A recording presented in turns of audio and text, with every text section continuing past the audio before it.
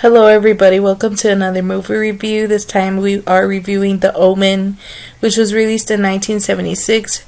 Viewed this movie 3 times, once in 2003, 2004, and also in 2007. Gave this movie a rating of 6. The Omen. You have been warned. If something frightening happens to you today, think about it. It may be The Omen. I've rated The Omen as a 10 in the past, but now it's more of a 6. This time I started to notice the deficiencies that I haven't seen before. One of them, obviously, is the one-dimensional acting by Lee Remick.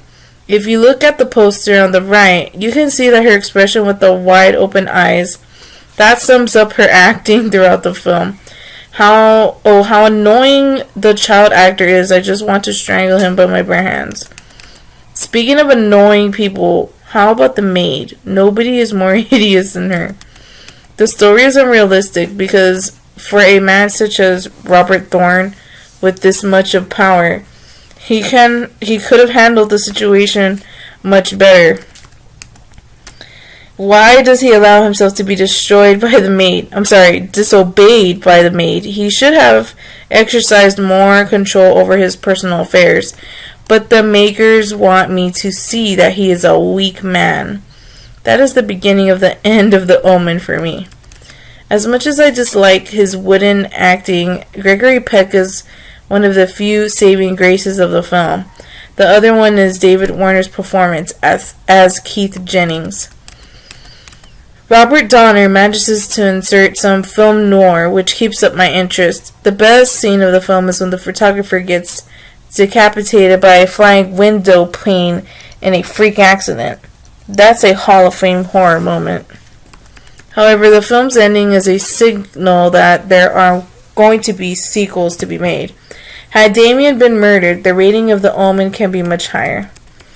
Remember the scene where Damien is fearful when he is nearing the church while riding the car en route to Episcopal wedding?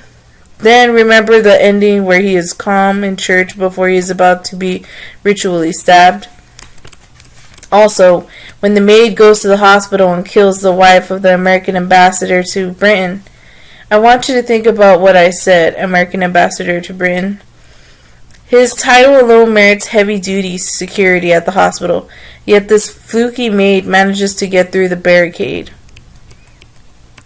When the sinister-looking priest has come to London to warn Robert Thorne of the evil that lies in Damien, I ask, what took him so long? Why did it have to happen 5 to 6 years later? The church could have seen it happening within the first year of his birth and acted appropriately to save the world from Armageddon. All in all, The Omen is a standard Antichrist flick with the usual elements. So, if you want to check out something kind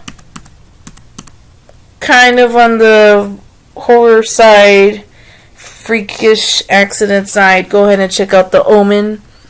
And thank you so much for joining me for this review. We'll see you later in another movie review.